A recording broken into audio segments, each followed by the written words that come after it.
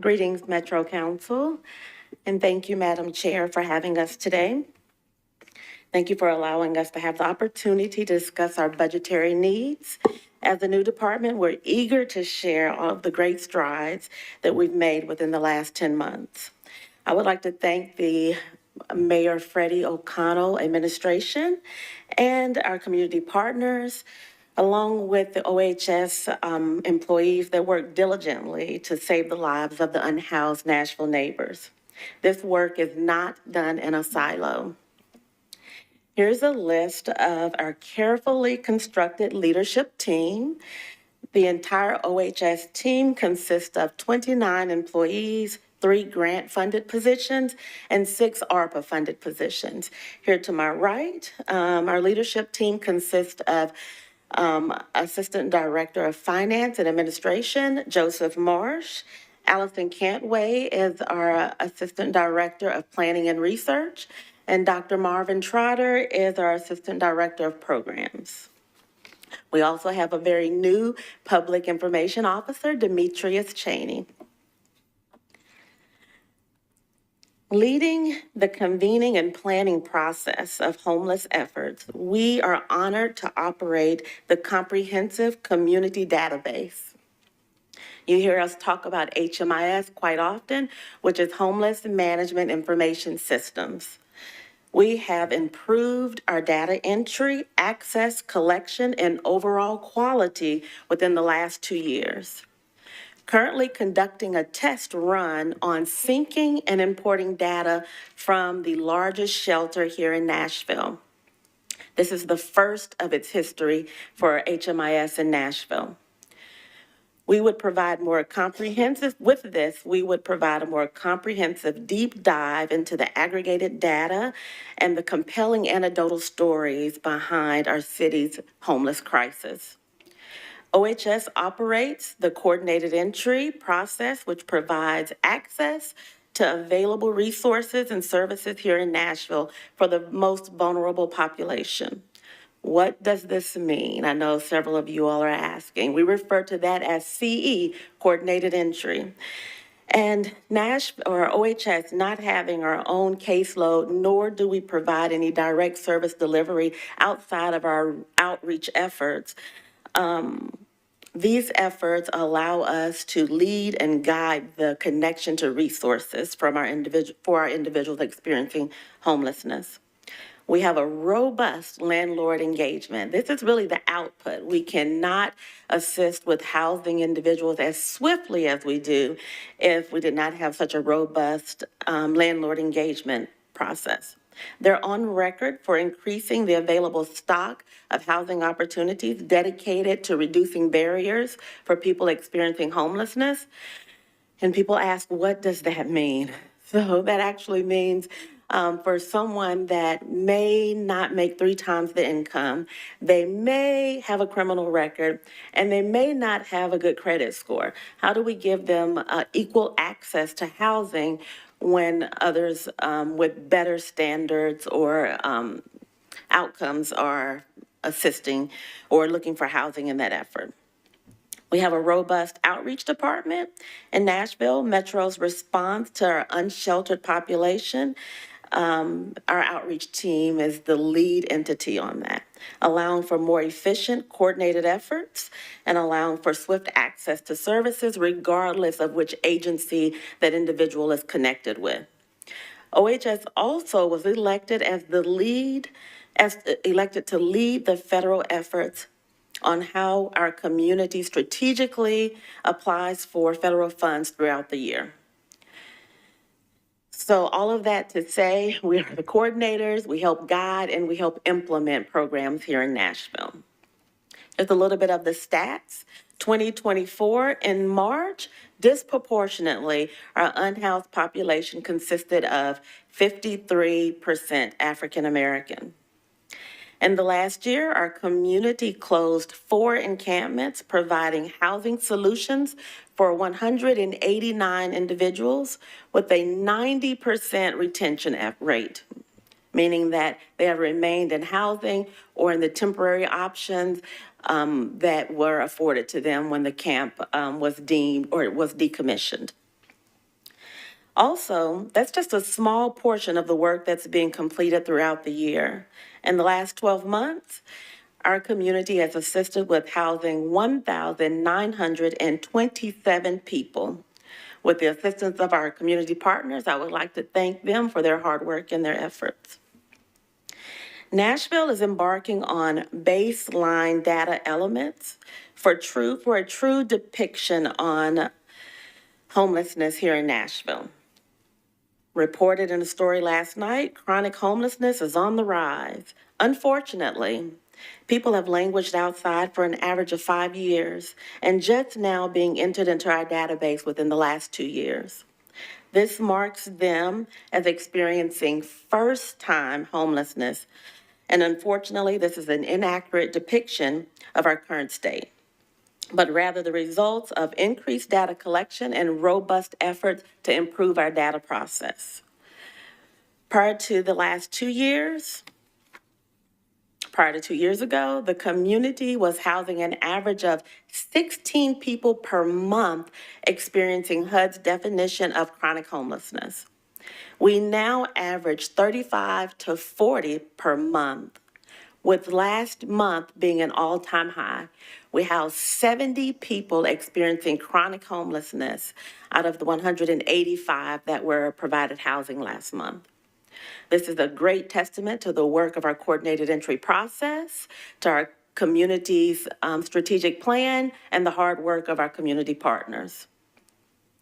It's important that we continue to seek these numbers to flatten the curve on homelessness. For every one person that's housed, so as I said last month, 185 people were housed, 70 of them were experiencing chronic level homelessness. So for every one person that's housed, 2.5 are entering into homelessness, either from loss of housing, displacement from family and community, or first-time entry into our system due to better data collection. The robust efforts of data collection aligns with our community strategic plan, and we take pride in that.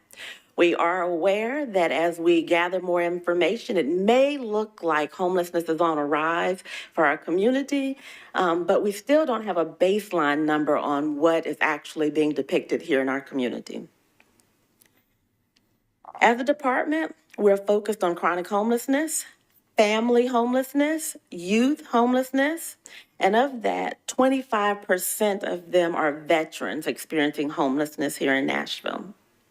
Using an equitable lens, I'm pleased to share that we addressed encampments last year, but that while addressing encampments last year, it did not negatively, maybe back one or two, it did not negatively impact our numbers served. So from 2023 to 2024, disproportionately, of course, but proportionately in our service delivery, the 30% of people that were white or Caucasian, and then 50 to 53% of African Americans or Black were housed.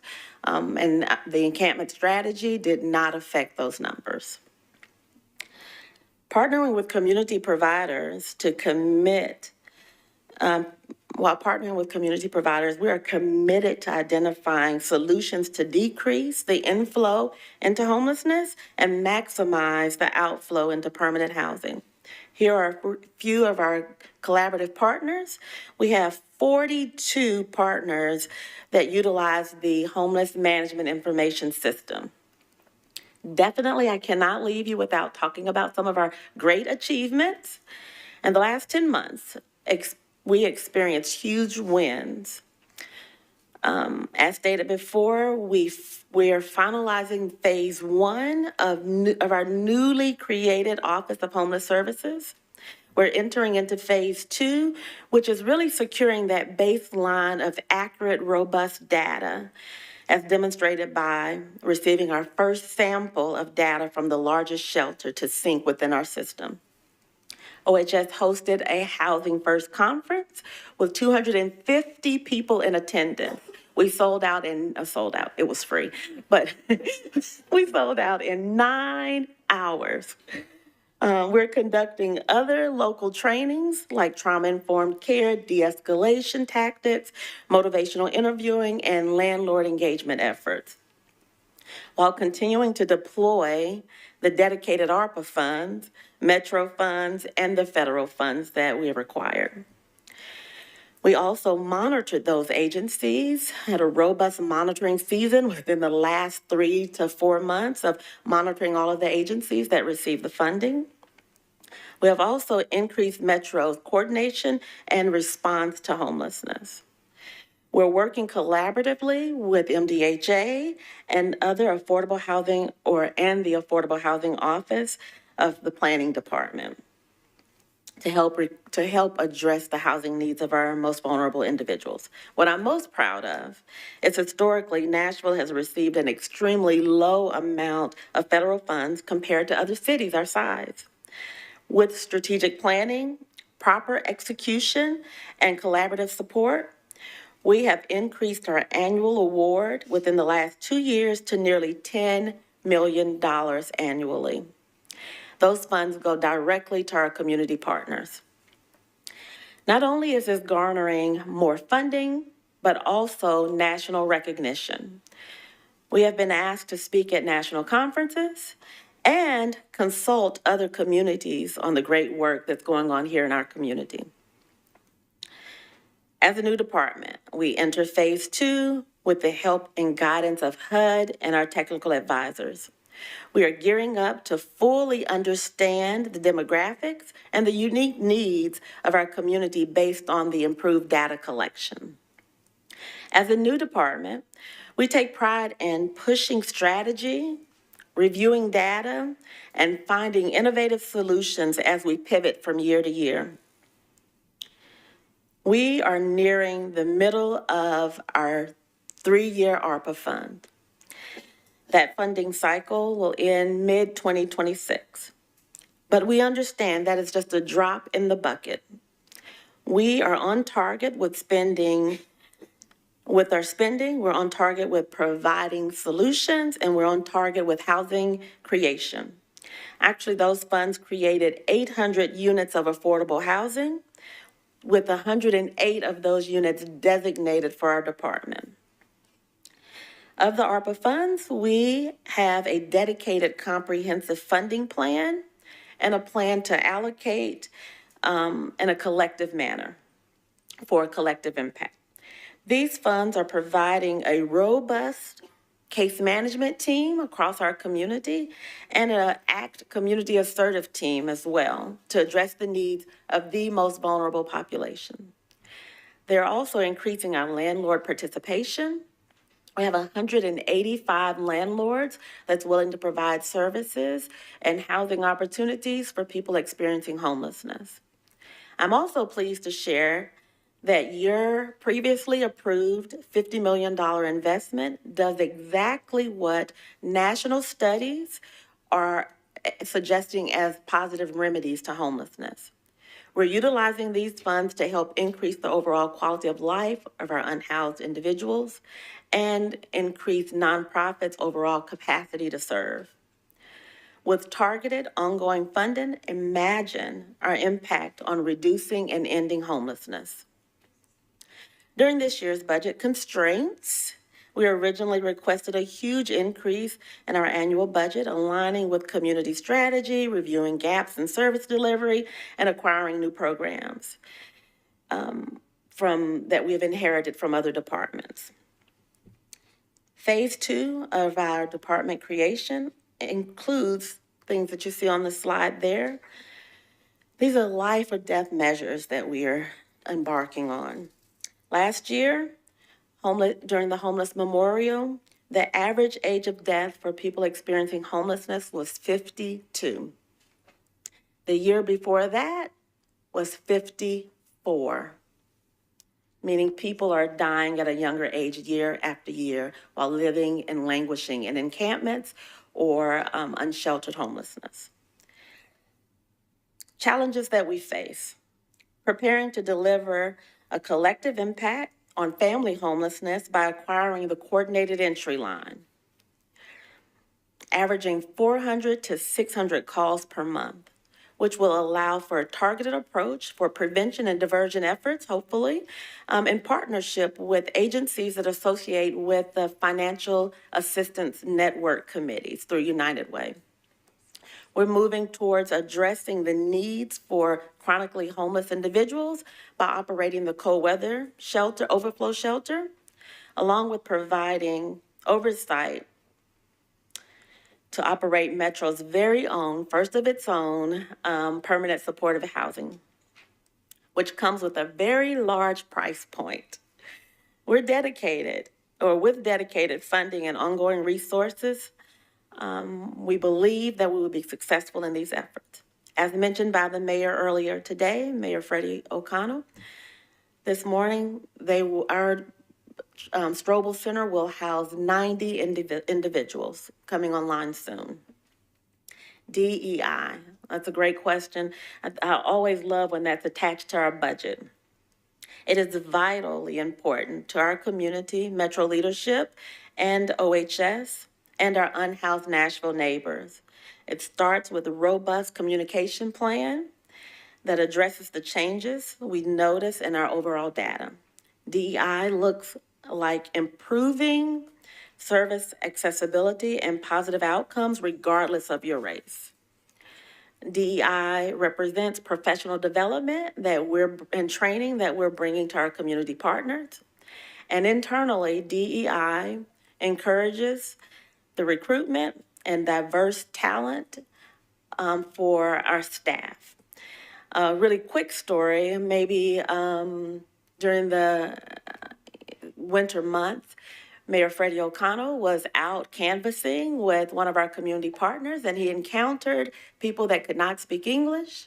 And so he called me at about 10 o'clock at night and said, I need some assistance here. And there was someone that was speaking Spanish, and we had someone on our team that I could connect him with. About 5 minutes later, he calls back and he said, I need someone that can speak Portuguese. Guess what? We had someone on staff that could speak Portuguese, and I was able to give him a telephone number to make that connection. And I sat there on pins and needles thinking, please don't call back, because we had exhausted our resources at that point. But I remembered Metro has a translation line. But I'm also pleased to announce that we have acquired someone that speaks Somali on our team as well. So we really look for diverse talent that could really help our overall community. So what's next? All this great stuff going on, right? With some challenges. As a new department, we look forward to phase 3, sustainability. Providing a robust portfolio of services for our community. Metro and local service providers cannot do it alone. Increased connection with the state, with federal government, faith-based locations, and the philanthropic community is vital. Again, thank you for the time. Sorry if I went a little long, but there's been a lot of great stuff going on in the last 10 months, and I wanted to take the time to share. Thank you, Director Calvin, and thank you so much for everything y'all have done over the last 10 months, and congratulations on that national recognition. We appreciate the work that your department does. I will get us kicked off with a few questions. You mentioned that I believe it was 53% of the individuals that are experiencing homelessness are African American, which is disproportionately impacting the African American community. What's being done to address that disproportionality? Thank you. It's 53%. 53% of individuals in our homeless system experience or that's experiencing homelessness are African American.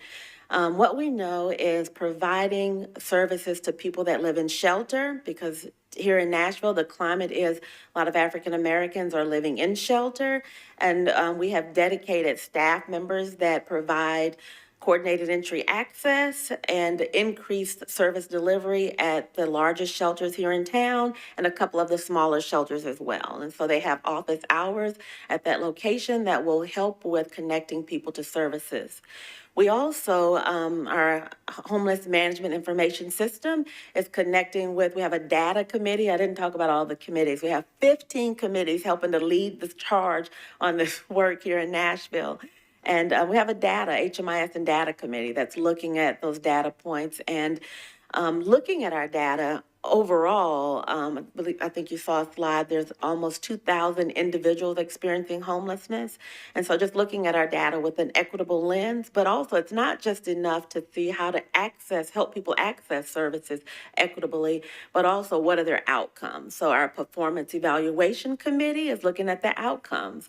What we know is people that are connected to services, it takes African Americans 30 days longer to get permanent housing than white or Caucasian individuals. And so we're looking at that to see what things we can implement across the board to help with equitable process. And also training. I think that our office is tasked with helping to deploy equity and diversity training across our community. And we're looking for some national leaders to come in to help with that process and providing some technical assistance to help as well. Thank you. And I do have a couple more questions. Can you speak a little bit about, and that you've mentioned some already, but if you could just address some of the wraparound services that are available to the people that you all serve? Yes. Oftentimes I'm accused of talking about all the great stuff that's going on. And I will say that this is a drop in the bucket. There's a lot of great resources going on. We have great community partners that's providing some mental health, addiction and recovery, peer support, community act teams. This is the ARPA funds we're able to bring on community act teams that allow for the client to not have to go into an office. The office is actually going to their home to help with housing retention efforts. We partner with anywhere from the health department to even Meharry. We have some detox beds that were afforded to us by way of the ARPA funds to assist with detox if that's a need. Thank you. And you also talked about some of the people that are experiencing homelessness for the first time some of that is due to loss of housing. Are there any programs or supports in place to help people before they lose their housing?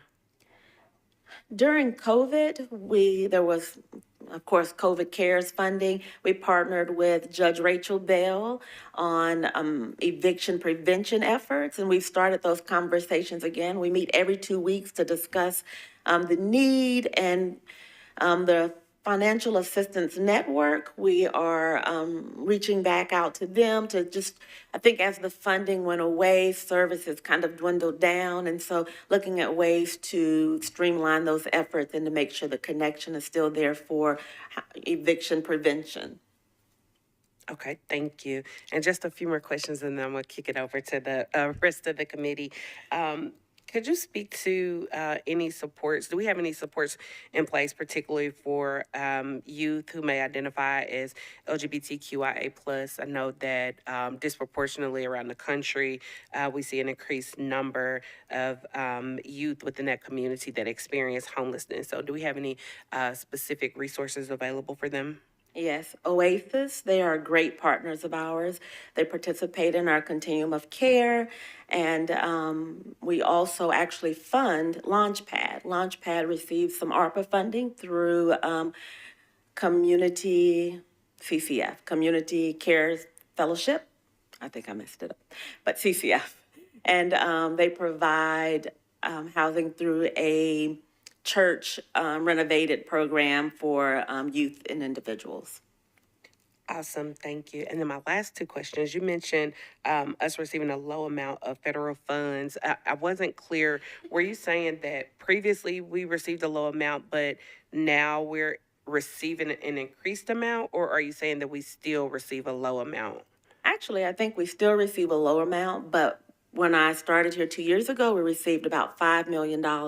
And for a community of our size, there's, other cities that receive 25 million or, in the double digits. And so within 2 years of helping to write our community strategy, helping to have a strategy around our numbers, also, having an encampment strategy has really helped our overall community application to the federal government. And so as we have increased those efforts and we have a better strategy in writing our application, we've increased to over $4 million in the last 2 years. And so we're at nearly $10 million, which is still low for a community of our size. So we have some work to do, and we receive a lot of technical assistance from the federal government by way of regional assistance, by way of Cloudburst, which is a technical assistance provider, and then also direct communication with the regional office by way of the mayor's office and other connections. Thank you. Thank you for that, and thank you for getting that number up. So is it safe to say that you all have a plan to try to get us on par with other cities to get federal funding? Absolutely. Thank you for asking that. We are working on our application currently as we speak. We are working to have strategic plans around all of our systems performance measures. Systems performance measures is about 60 points out of our 200 points that we receive from the federal government. And it's huge because that is, how well are we at with connecting individuals to income? How well are we at reducing first-time homelessness? Now, part of that strategy is explaining that we still don't have a baseline number of people experiencing homelessness. So it may look like we're increasing first-time homelessness, and really it's first time being entered into our system. Thank you so much for that information. I'm going to now turn it over to our Public Health and Safety Chair, Councilwoman Evans, for her questions. Thank you, Chair. Thank you, Director Calvin and your team for a great job. It's very hard work, and I appreciate your service. I have like 3 or 4 questions, but which positions that you referenced are ARP funded? It's connected to our landlord engagement department. So we were able to bring on housing navigators. Being as though we don't have clients of our own, we deploy housing navigators to agencies in the community, and we've been able to connect people with housing within 3 days of getting a voucher and connecting them with access. Also, in our HMIS department, we brought on someone that actually helps with the lovely reports we're able to provide you and really helps with gathering the data. Okay, thank you. And then on the other 2 areas, I guess, of funding opportunity, the coordinated entry line with you all receiving that as one of your responsibilities, can you define a little bit more about what that support looks like? Is it someone who's going to be dedicated to answer those calls? Can you walk us through that a little bit? We are seeking to acquire 4 positions that will help with answering the calls. The data that we've been provided says that there's anywhere between 400 to 600 calls per month.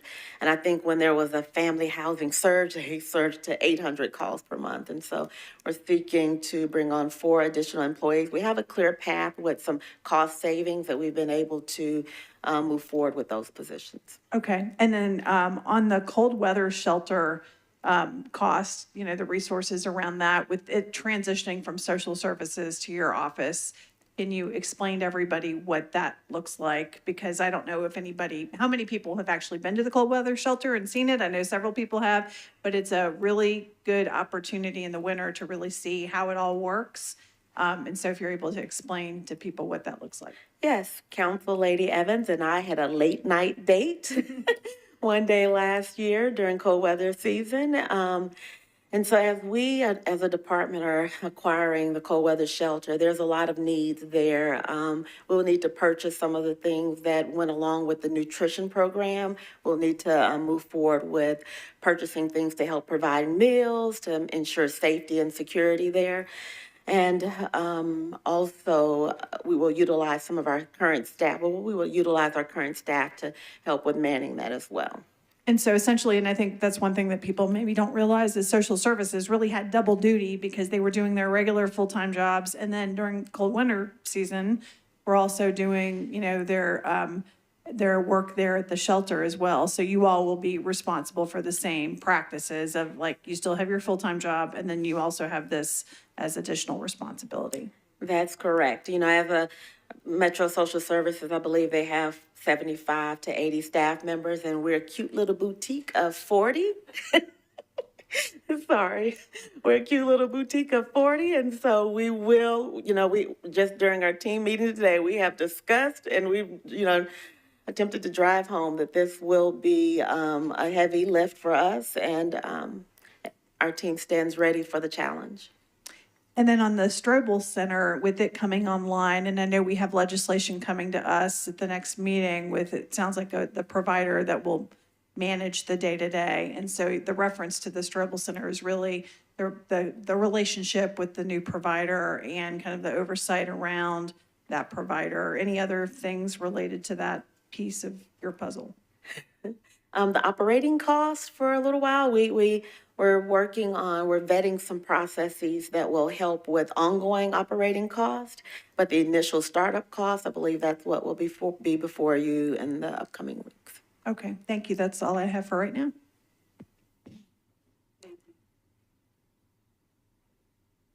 Thank you, Vice Chair Evans. And Councilwoman Gamble, you're recognized. Thank you, Chair Porterfield, and thank you all for being here and all the great work that you're doing, particularly in closing encampments and getting unhoused individuals placed into housing. Thank you for your great work in that area as well. Question about the ARP funds and how you're using them. You mentioned several programs that you're using.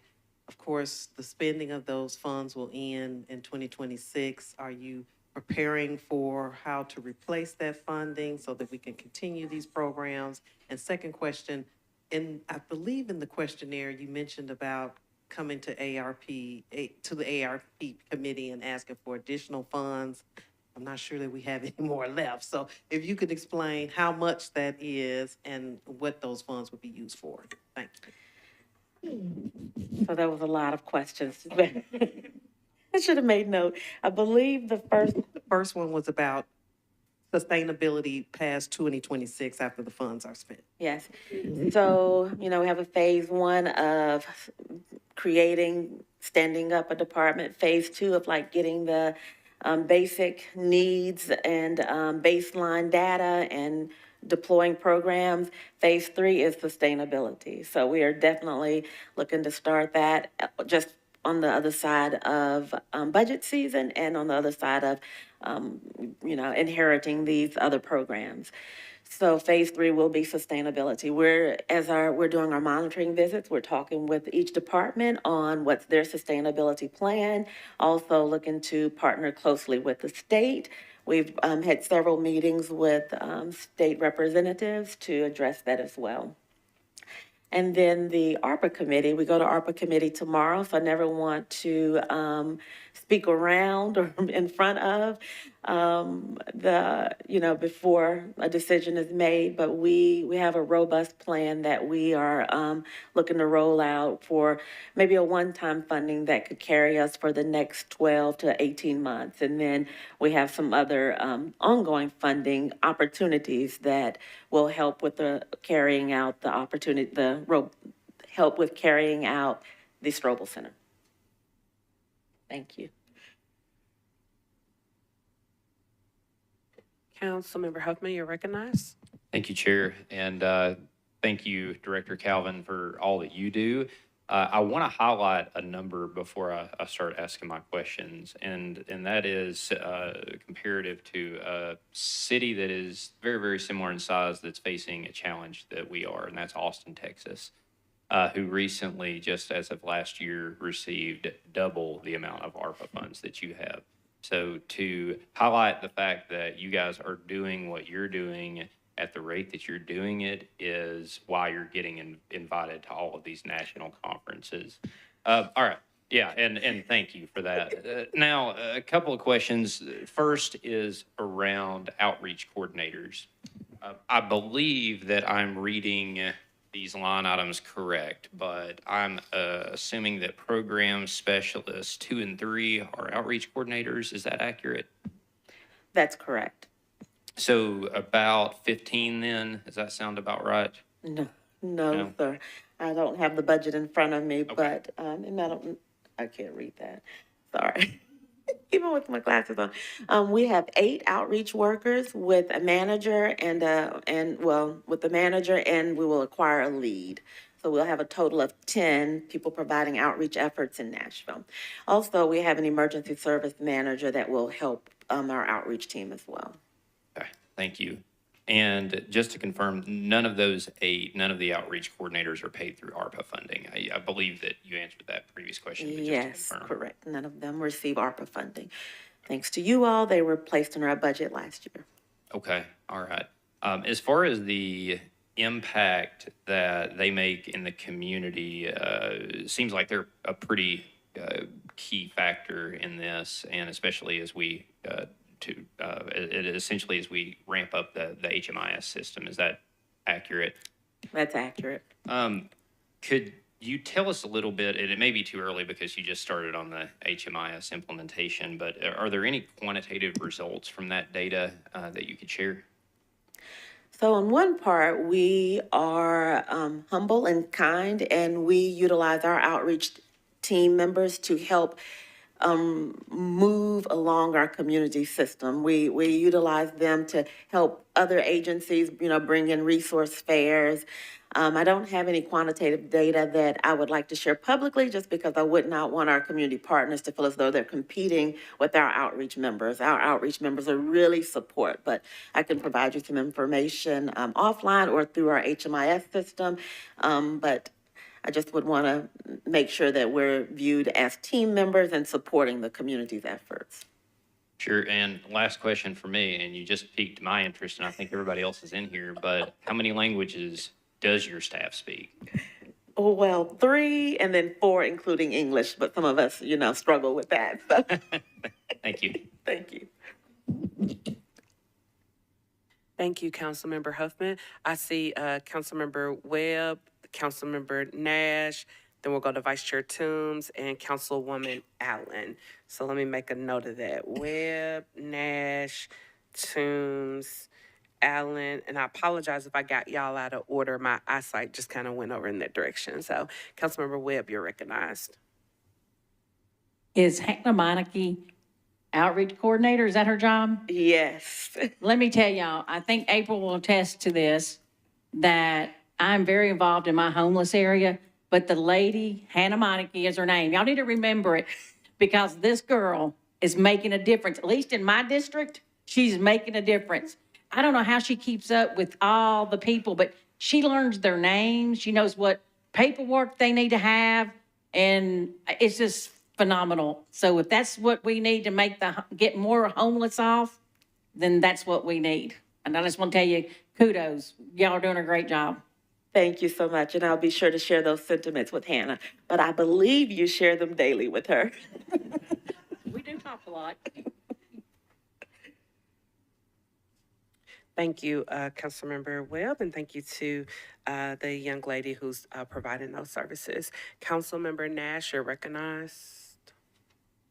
Just kidding, I'm trying to find you. Okay, there you go.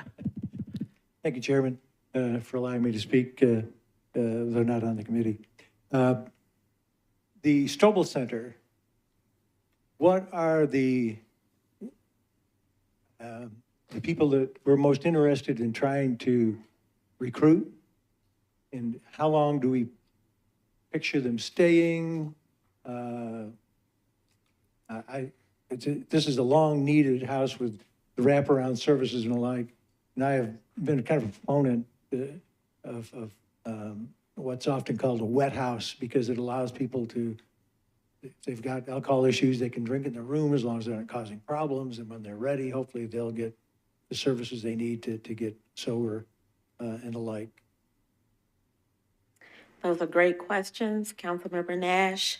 45% of the, 45 individuals of the 90 individuals will be those that are experiencing chronic level homelessness. We will also vet veterans, unaccompanied youth between the age of 18 to 24, and then individuals as well, because these are studio homes, so not large enough for families. It's permanent supportive housing, meaning the goal is for them to stay there until other housing options are made available or, until hopefully for the rest of their life, right? And initially, the bringing on or housing the individuals, we're looking at robust amount of services to deploy to that. The partner that we're seeking to provide services there, she's already connected with service providers here in Nashville. They're coming to us by way of Philadelphia. They have services throughout the Southeast region. And I'm not saying their name just because we don't have a signed contract by you all, of course, at this point, but we're heavily vetting, connecting them with services and providing the services that are needed there internally. Thank you. Thank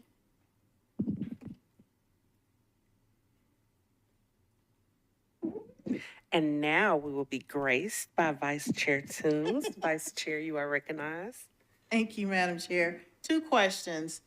Looking at your questionnaire responses in number 3, you talk about possibly needing a new location for the cold weather shelter. So if you could speak to that. And then the second question, you speak about going to the ARP committee for those additional funds to kind of create a bridge. If you could give us a dollar amount of what you anticipate your request will be. So I'll start with the cold weather shelter. Maybe about a month ago, we were connected with a group that's doing a study on that location. And so making sure that our needs or the needs of our unhoused individuals are being met there. And maybe at some point it's going to go through construction. So we're wanting to be forward thinking and securing a location. But also the current location, a Metro Social Services could attest to, it's not always been conducive to the population that we serve. The location is perfect. The building is not. The location, I'll repeat, is perfect. It's right on the bus line. The community and Council Lady Gamble has welcomed them with open arms, and it's just easy access.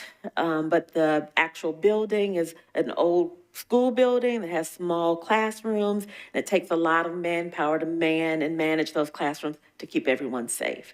And so looking for a new location and/or, ensuring that we have a place if there's some construction going on there or rebuilding of the location. And then the ARPA committee, I didn't bring that data with me, but I think to stand up the Strobel Center for the next 12 to 18 months and to help with some bridge housing of our interim housing options, we're looking at maybe just shy of $5 million. It's also to bring on staff for my office that will help with the oversight. That's all I have, Chair. Thank you.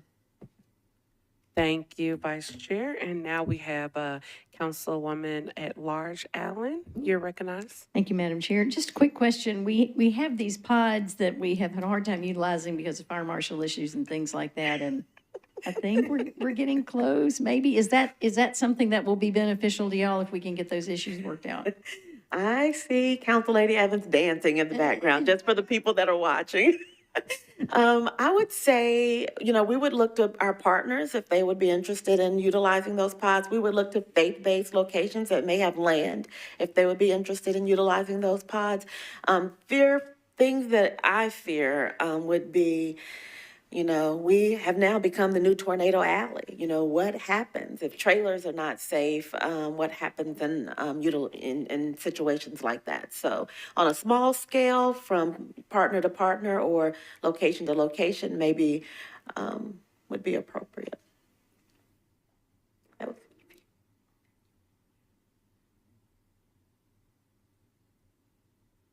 Did we have any other questions before I go back to Councilwoman Evans? Okay, Councilmember Huffman, I'm about to recognize you. Council Lady Evans, give me a head nod. Are you gonna ask a follow-up question about these pods? Because if not, I'm gonna ask one. Not a follow-up?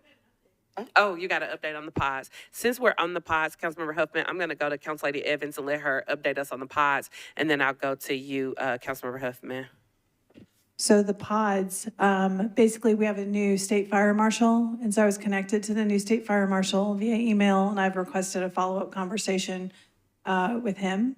But basically, our metro engineer, or I shouldn't say metro engineer, it's the engineer that has volunteered his time to be able to review the pods related to state code, metro code, and figure out, where we can absorb those. There's a couple of outstanding questions, and the challenge with the construction of the pods is they don't meet some of the same tests that the state requires. And so there's been discussion I've had with the manufacturer about potentially swapping them out, but then there's also some challenges with the upgraded version of the pods.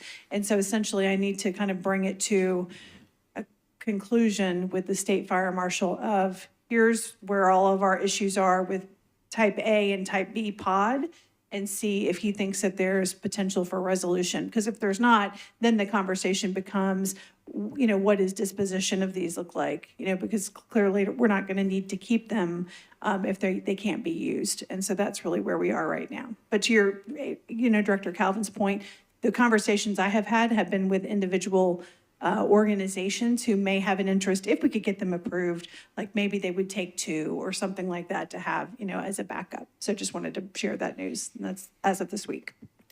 Thank you, Council Lady Evans, and I just want to publicly thank you for all of your diligence and work on ensuring that those pods go to good use. I know you've been chasing this down since, I don't know, COVID. So thank you for your work on this and not letting it go. So, Councilmember Huffman, you're recognized. Thank you, Chair. Just one question that I forgot from earlier, and it pertains to available grants that are out there. There were 2 that really piqued my interest pertaining to Nashville's use case. One is the emergency housing voucher program. That seemed like something that could get folks housed quick and in a hurry. I know that's sometimes an issue for various reasons. And then the other one was the Community Mental Health Services Block Grant. Do you know if those have been applied for previously, or are there any plans to?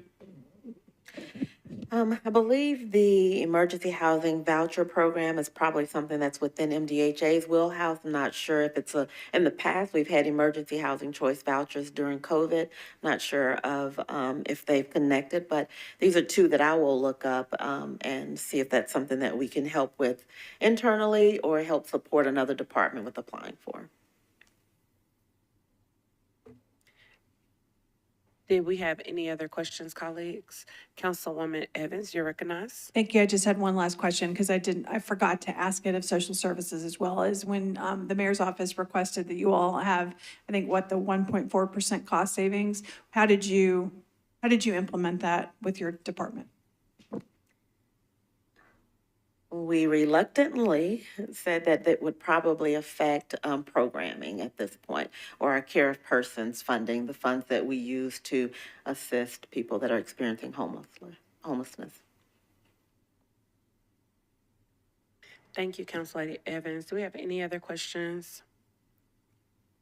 All right, seeing none, Director Calvin, thank you again for all of your hard work. I know it's been just 10 months in this official capacity, but we thank you for the work that you've done and you continue to do. I did have one follow-up question. My apologies. I'm so glad I just remembered.